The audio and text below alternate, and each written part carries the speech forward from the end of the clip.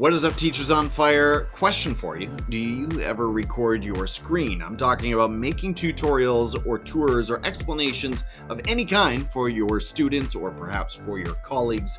If you do, are you still using Screencastify, Screencast-O-Matic, Loom, or some other Google Chrome extension? Well, no more, I tell you, because today I'm going to show you how to use Canva's powerful screen recorder. And yes, Canva for Education is free. Our first step is to log into canva.com. Log into canva.com, make sure you're using your school account, and somewhere here in this middle row, you're going to see the video option. So that's our first step. We want to create a video today. Over here on the left side, you're going to see elements and then uploads. That's what we want to click next. You've got two choices. You can upload files or record yourself. And that's the one that we want to choose, record yourself. So record yourself has been initiated. Here we go. You've got three options. If you look over here on the right side, you've got camera, camera and screen, and screen. Now, I know some teachers don't want their face to be shown in the screen recording, but listen, your students want to see your beautiful face. They love you so dearly, and you're going to warm up to them if you allow your face to be visible. Now, I know in some cases you might say it's actually an upgrade for your face not to be visible, but come on, give it a try. So hit camera and screen. Now, right away, Chrome wants to know, do you want to record your whole screen, a window, or one of your tabs? And I'm going to say the entire screen. So that's what we're going to select here. Make sure you are thoughtful about which camera you use. Notice a bit of a downgrade when I select my MacBook webcam. Webcams are never as good as your phone, your smartphone. So let's go back to my iPhone 13 at my Camo Camera app.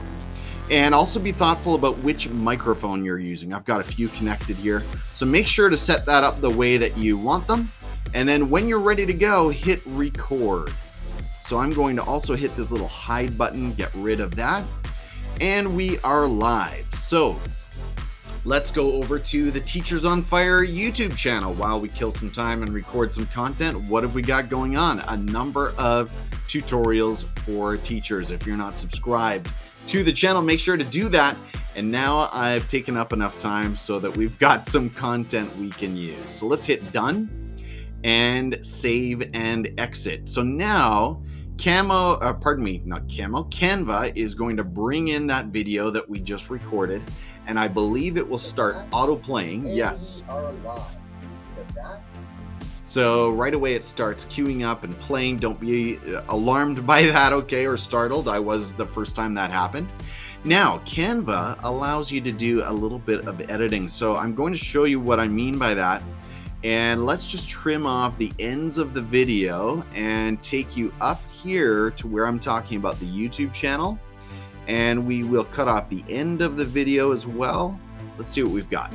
I see the problem. I'm at the end of the video. Okay. Channel while we kill some time and record. Now, one more thing, notice that Canva is going to treat this video as a separate track, which is really lovely. So I can actually resize my face, make it a little larger if I want. That might be really nice for elementary teachers. And then I can resize the video if I want, sort of put it right there. My face over here, whatever I want to do. I've got separate, unique control of these two tracks. Okay, that's really the key. Content, what have we got going on? A number of tutorials for teachers if you're not subscribed to. Now, make sure you've got this video, this demo video, as large as you want it. So in some cases, it may be better to just maximize your whole screen and fill up the space with that. Once you've got your video edited and trimmed and resized the way you want it, and of course you can add a background here if you like, go ahead over here to share. That's where we're going to be able to download this file. There's only one option as far as videos go, and that is an MP4 video. So you're going to hit this download button, and it's going to take some time.